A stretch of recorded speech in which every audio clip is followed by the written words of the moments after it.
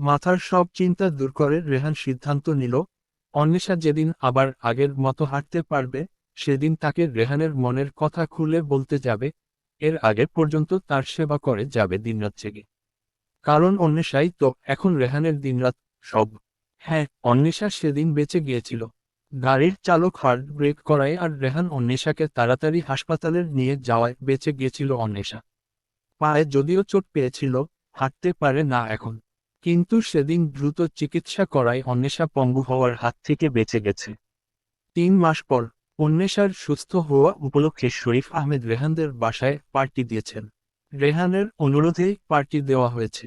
কারণ সে পার্টি দিয়েছে জানলে হয়তো অন্বেষা আসতো না।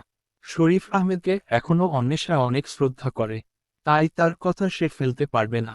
অবশ্য পার্টিটা দেওয়ার অন্য কারণও আছে। আজ রেহান আর অন্বেষার বিবাহবার্ষিকী। তাই আজকেই রেহান অন্বেষাকে তার মনের কথা বলতে চায়।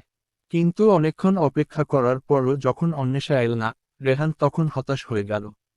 ভাবতে লাগলো, অন্বেষা কি তাকে অন্তত ক্ষমা চাওয়ার সুযোগটাও দিবে না।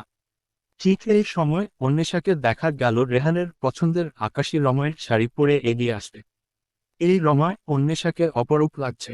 এতদিন রেহান এই সৌন্দর্যকে মিস করেছে বলে রেহানের নিজের উপরই নিজের রাগ হচ্ছে। সবাই যখন কথা বলায় ব্যস্ত, তখন রেহান অন্বেষাকে হাত ধরে টেনে ছাদে নিয়ে এল। অন্বেষা যখন হাত ছাড়ানোর চেষ্টা করছে, রেহান বলল, তুমি কি এখনো আমার উপর রাগ করে আছো? অন্বেষা চুপ করে রইল। তোমার মৌনতাকে কি আমি সম্মতির লক্ষণ ধরে নিব? আচ্ছা, কিছু বলতে হবে না। আমিই বলছি, তোমাকে এই পর্যন্ত আমি অনেক কষ্ট দিয়েছি, না বুঝে অনেক কথা শুনিয়েছি।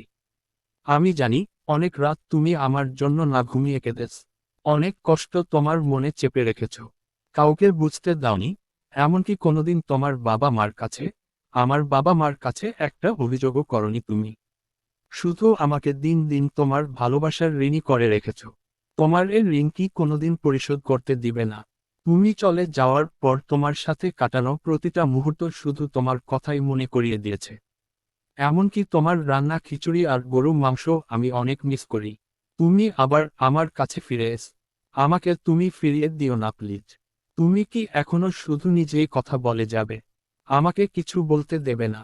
এতক্ষণে অন্বেষার মুখী কথা শুনতে পেয়ে রেহান আনন্দে বলে উঠল, বল, এতকাল তোমার কথা শুনবো বলেই তো প্রতীক্ষা করছিলাম। আমি তোমার কাছে ফিরে আসবো এক শর্তে। কি শর্ত? আমার ভালোবাসার ঋণ কিন্তু সুদে আসলে জমে অনেক হয়েছে। তোমাকে সবকিছু পরিশোধ করতে হবে। আর সব সময় আমার পাশে থাকতে হবে। কোনোদিন যেন না দেখি আর কোন মেয়ের দিকে চোখ তুলে তাকিয়েছ। তোমাকে অন্য কোন মেয়ের সাথে দেখলে যে আমার কি পরিমাণ কষ্ট হয় তা তোমাকে বলে বোঝাতে পারবো না। আবার যদি আমাকে এভাবে কষ্ট দিয়েছ দেখি, তাহলে আমি কিন্তু তোমার বিরুদ্ধে বিদ্রোহ ঘোষণা করব। আর খিচুড়ি আর গরুর মাংস খাওয়ানোর ঋণটা না হয় আমি শোধ করে দিব। অন্বেষার মুখে সেই চিরচেনা মিষ্টি হাসি, যেই হাসির খোঁজ পেতে রেহানের এতদিনের প্রতীক্ষা। রেহান কাছে এসে অন্বেষাকে জড়িয়ে ধরে বলল, আমি তোমাকে অনেক ভালোবাসি, আর আজীবন ভালোবেসে যাব। কখনো তোমাকে কষ্ট পেতে দেব না। সব কষ্ট থেকে তোমাকে আমি আগলে রাখব। অন্বেষাও পরম নির্ভরতায় রেহানকে আরো শক্ত করে জড়িয়ে ধরল। তার চোখে দেখা গেল প্রশান্তির অশ্রুকণা, মুখে বিজয়ের হাসি।